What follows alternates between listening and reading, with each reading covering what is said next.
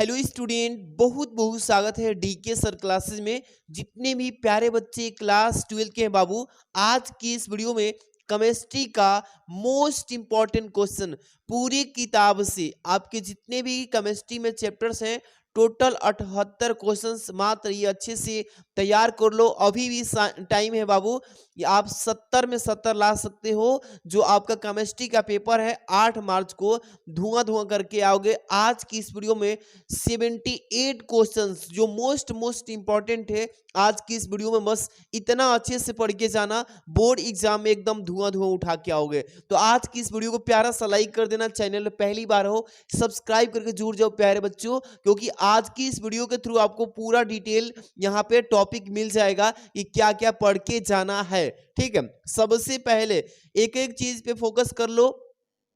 यहां से सबसे पहले पेपर में पूछेगा किस टाइप से कैसे तैयार करके जाना है। देखिए, विलियन तथा विलियनों के प्रकार, इसमें से पेपर में आएगा। आपको ध्यान समझ के जाना बाबू। विलियन किससे कहते हैं इसमें से, और विलियन के कितने प्रकार हैं इसमें से एक टॉपिक पूछेगा ही पूछेगा। इसको अच्छे से पढ़ लेना बाबू। ठीक है, इसके बाद अगला टॉपिक है हेनरी का नियम। इसको पूछेगा ना कि हेनरी के नियम को यहाँ पे मतलब कि लिखिए और अच्छे से इस टॉपिक को ध्यान से पढ़ लेना।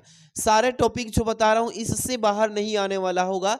इसके बाद मोललता, पेपर में पूछेगा कि मोललता को परिभाषित कीजिए। इस पे टिप्पणी भी पूछेगा, इसका फॉर्मूला याद करके जाना। ठीक है, अब यहाँ पे मोलरता, जो बच्चे इस टॉपिक को अच्छे से पढ़ के जाएंगे इससे बाहर कुछ नहीं होगा प्यारे बच्चों। यहाँ पे मोलरता हो गया ना। इसके बाद राउल्ट का नियम, इस राउल्ट के नियम को भी अच्छे से पढ़ के जाना। काफी मोस्ट इंपॉर्टेंट टॉपिक्स हैं, इससे बाहर केमिस्ट्री में कुछ पढ़ना नहीं पड़ेगा। इसके बाद यहाँ पे कोलराउज के नियम, कोलराउज का जो नियम है इसको भी अच्छे से रिवीजन कर लीजिए। बढ़िया से इस टॉपिक को आप नोट डाउन करके टिक कर लीजिए अपने क्वेश्चन बैंक में या अपने नोटबुक में, इसको अच्छे से पढ़ने के लिए। ठीक है, इसके बाद है आदर्श तथा अनादर्श विलियन। आदर्श तथा अनादर्श विलियन को अच्छे से आप पढ़ के जाना बाबू। इसके बाद विद्युत चालकों के प्रकार, विद्युत चालकों के कितने प्रकार हैं इस प्रकार को आपको डिफाइन करना है, बढ़िया से पढ़ के जाना। इसके बाद मोलर चालकता, ये वाला काफी इंपॉर्टेंट है। मोलर चालकता, इस टिप्पणी को अच्छे से समझ लेना, अच्छे से रिवीजन कर लीजिए। अपने नोटबुक में आप नोट करते चलिए, पॉज करके आप आराम से इसको एक एक टॉपिक को नोट कर लीजिए। इसके बाद विशिष्ट चालकता, या यहाँ पे देखिए चालकत्व एवं चालकता, इसको भी अच्छे से पढ़ के जाना बाबू।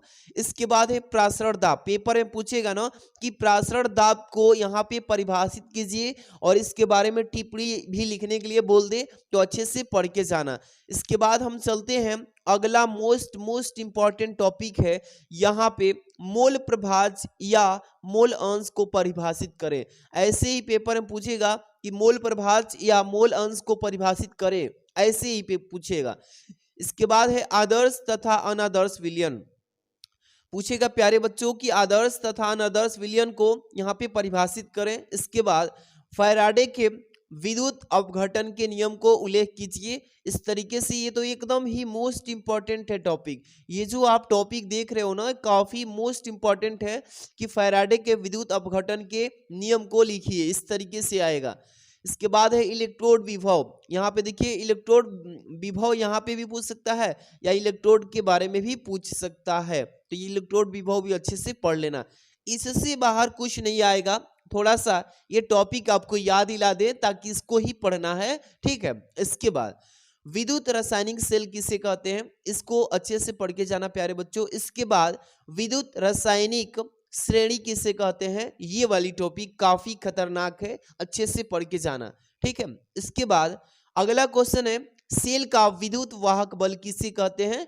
सेल का विद्युत वाहक बल को अच्छे से परिभाषित करने के लिए बोलेगा, आराम से तैयार कर लीजिएगा, इससे बाहर कुछ आने का चांस नहीं है। जितने भी प्यारे बच्चे अभी नए नए जुड़े हैं चैनल डीके सर क्लासेस, ये डीके सर क्लासेस को जुड़ के सब्सक्राइब कर लो। यहाँ पे पूरा पेपर तक सहयोग करेंगे, फ्री ऑफ कॉस्ट आपको वीडियोज मिलेंगी।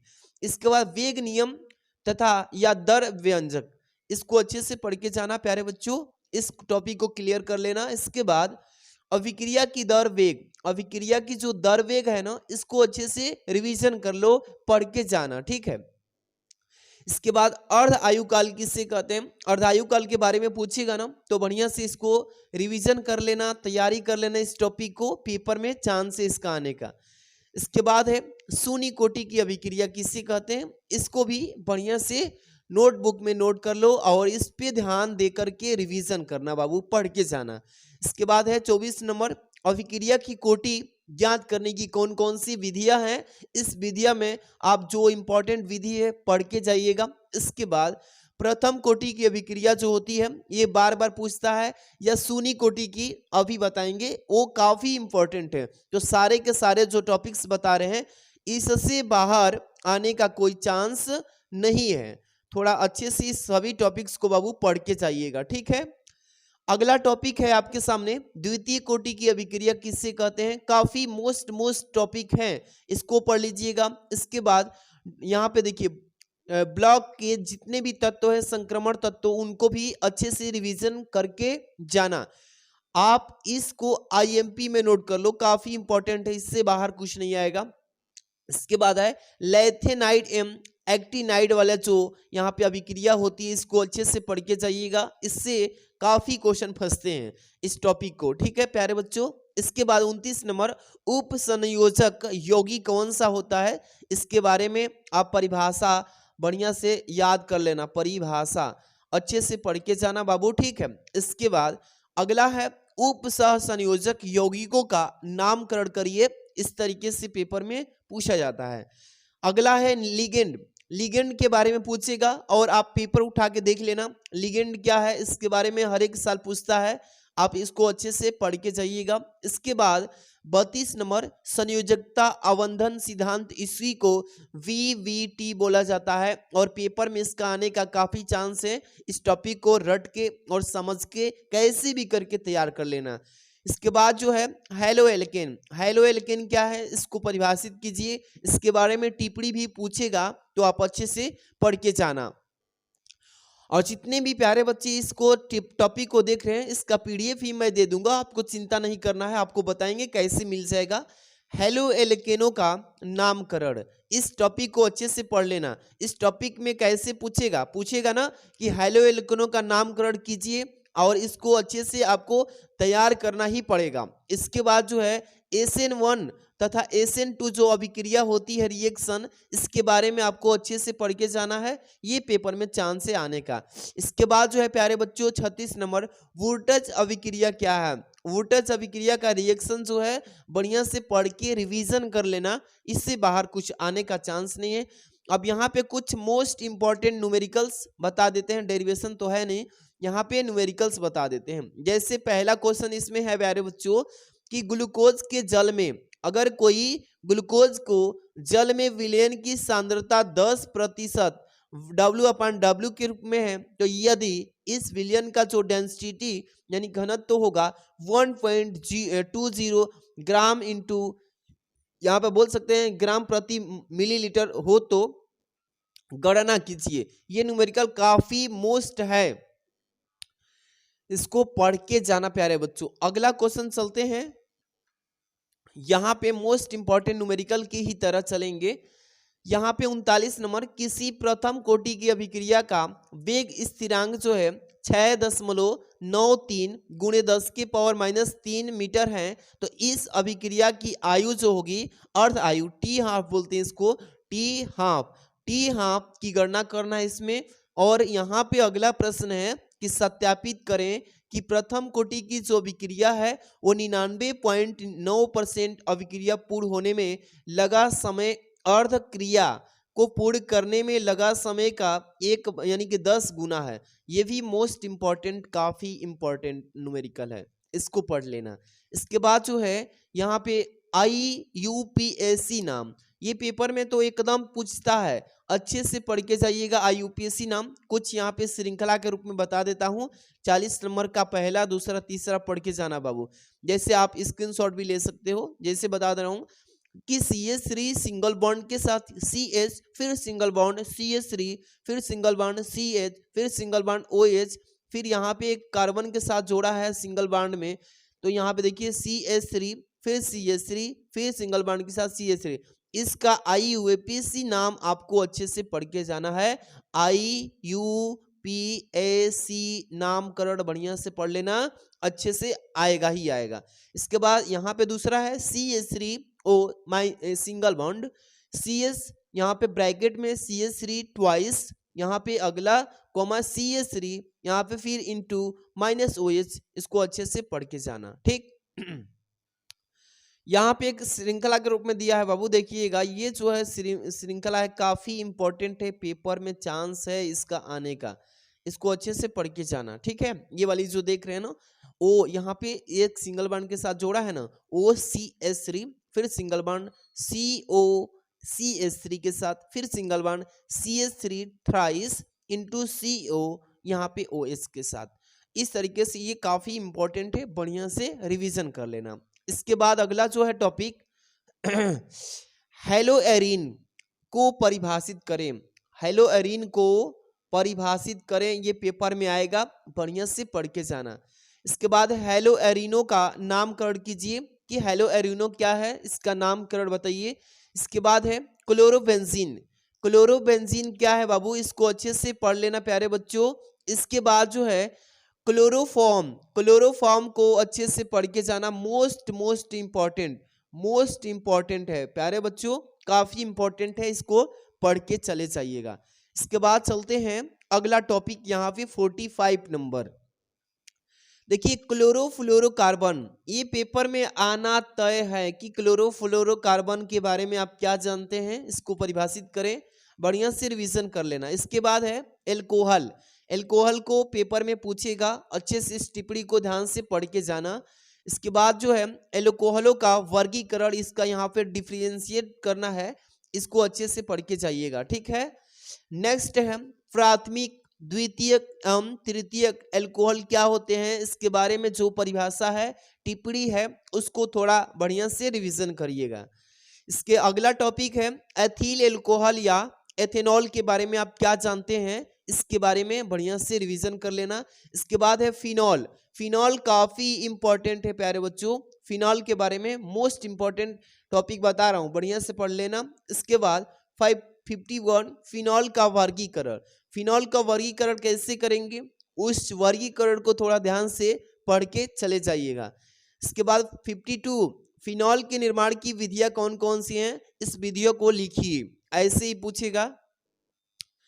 53 नंबर ईथर तथा ईथरों का वर्गीकरण, ये पेपर में आता है, ईथर वाला जो है ना, आप पेपर उठा के देखिएगा, ईथर का तथा ईथर का वर्गीकरण पूछ सकता है, बढ़िया से पढ़ के जाना, ठीक है। इसके बाद 54 नंबर ईथरों का नामकरण, यहाँ पे नामकरण भी बोल सकता है, वर्गीकरण भी बोल सकता है, तो ये टॉपिक काफी बेहद इंपॉर्टेंट है, ठीक है। इसके बाद ईथरों के निर्माण विधियां कौन कौन सी है, कैसे बनाई जाती है ईथर को, इसको अच्छे से पढ़ के जाना। इसके बाद यहाँ पे देखिए डाई एथिल ईथर बनाने की विधियां कौन कौन सी है, आप आराम से प्रयोगशाला विधि के द्वारा भी पढ़ेंगे इसको। यहाँ पे 57 नंबर एल्डिहाइड क्या है, एल्डिहाइड के बारे में आप क्या जानते हैं, इसके टिप्पणी को, इसके परिभाषा को बढ़िया से समझ के नोटबुक से पढ़ लेना, ठीक। इसके बाद यहाँ पे एल्डिहाइड एवं कीटोन का नामकरण कीजिए, ये पेपर में काफी बार पूछा जा चुका है, इस बार चांस है काफी आने का, इसको बढ़िया से नोट कर लेना, ठीक। इसके बाद जो चलते हैं, काफी इंपॉर्टेंट टॉपिक है, यहाँ पे अब लास्ट ही होने वाला है, तो इसका अभी PDF भी देंगे, कैसे मिलेगा सारा चीज आपको बताएंगे। प्यारा सा लाइक नहीं किया है बाबू, तो प्यारा सा लाइक बनता है आप सबके लिए, क्योंकि इतना हार्ड वर्क मैं कर सकता हूं, तो आप छोटा सा लाइक तो कर ही सकते हैं, और चैनल में पहली बार हो तो सब्सक्राइब बटन दबा के बाबू सब्सक्राइब और घंटी दबा लो, ठीक है, क्योंकि अभी पूरी तैयारी आपकी बाकी है, ठीक है, यहां से जरूर कराएंगे। कार्बोक्सिक अम्ल को यहाँ पे टिप्पणी के रूप में दिया है कि कैसे इसको तैयार करना है, अच्छे से नोट कर लो। 60 नंबर कार्बोक्सिक अम्लों का वर्गीकरण कीजिए कि कार्बोक्सिक अम्ल जो होते हैं उसको कैसे यहाँ पे डिफरेंशिएट करेंगे, इसको अच्छे से पढ़ के जाइएगा। यहाँ पे स्मिट अभिक्रिया, ये जो अभिक्रिया है स्मिट अभिक्रिया, ये काफी पेपर में पूछा जा चुका है, ये मोस्ट इसको बोल लें तो मोस्ट इंपॉर्टेंट IMP के रूप में पढ़ के जाना। इसके बाद जो है नाइट्रो यौगिक क्या है, नाइट्रो यौगिक को परिभाषित कीजिए, पढ़ लेना। इसके बाद जो है फॉर्मिक अम्ल क्या होता है, इसको अच्छे से रिवीजन कर लेना, ठीक है। अगला है इसमें नाइट्रोबेंजीन। नाइट्रोबेंजीन को आप क्या समझते हैं, टिप्पणी इसका तैयार कर लेना। इसके बाद जो है एथिल एमीन बनाने की जो विधियां हैं वो कौन सी विधि है, बढ़िया से रिवीजन कर लेना। इसके बाद डाई एजोनियम लवण कौन कौन से होते हैं, इसको अच्छे से रिवीजन करके जाना। इसके बाद कार्बोनेट क्या है, इसको भी पढ़ लेना बाबू। इसके बाद मालिश परीक्षा पेपर में तो पूछता ही हर एक साल, पढ़ के जाना इसको भी। इसके बाद डाईसैकेराइड, डाईसैकेराइड क्या होता है, इसको थोड़ा ध्यान से पढ़िएगा, ठीक है। इसके बाद पॉलीसेकेराइड क्या है, इसको भी पढ़ लेना। और सेलुलोज क्या होता है, ये तो आप जानते हैं, पेपर में पूछेगा ही पूछेगा। इसके बाद एमिनो अम्ल, ये काफी मोस्ट इंपॉर्टेंट टॉपिक है। और लास्ट यहाँ पे 3 है, इसको भी देख लो, ठीक है। चलिए इसके बाद 73 है प्रोटीन। प्रोटीन तो नहीं पूछेगा बट काफी इंपॉर्टेंट है, पेपर में आया हुआ क्वेश्चन है। प्रोटीन पे टिप्पणी, इसके बारे में अच्छे से पढ़ के जाना, गहन विद्या कर लेना। प्रोटीन का से क्या हमें फायदा मिलता है, डीएनए तथा आरएनए का लाभ हानि अंतर स्पष्ट करना, इसका जान लीजिएगा। इसके बाद एंजाइम क्या है, एंजाइम से क्या प्रॉफिट है, लॉस है। विटामिन क्या है, इसके बारे में पढ़ लीजिएगा। न्यूक्लिक अम्ल एसिड क्या है, इसको पढ़ लीजिए। और इसके बाद डीएनए फिंगर प्रिंटिंग, ये तो काफी ही इंपॉर्टेंट है, इस टॉपिक को अच्छे से रिवीजन कर लेना। आज की इस वीडियो में प्यारे बच्चों जो मैंने बताया है ये काफी इंपॉर्टेंट है क्लास 12 के बच्चों के लिए। जिस दिन आपका केमिस्ट्री का पेपर होगा ये 78 पढ़ के चले जाइएगा, 70 में 70 फंसाएगा ये क्वेश्चन। पीडीएफ की बात करूं तो आपको DK sir classes, DK sir classes, ठीक है बाबू, डीके सर क्लासेस जो है टेलीग्राम, आपको मैं बता दूं कि टेलीग्राम जब सर्च करेंगे एप्लीकेशन, तो आप सभी बच्चे टेलीग्राम यूज करते ही होंगे, तो वहां पे डीके सर क्लासेस सर्च करिएगा, आ जाएगा, सेम आएगा, आराम से जुड़ जाइए उस पे, हम इसका पीडीएफ सेंड करते हैं, ठीक है। वीडियो को प्यारा सा लाइक करना, शेयर करना दोस्तों।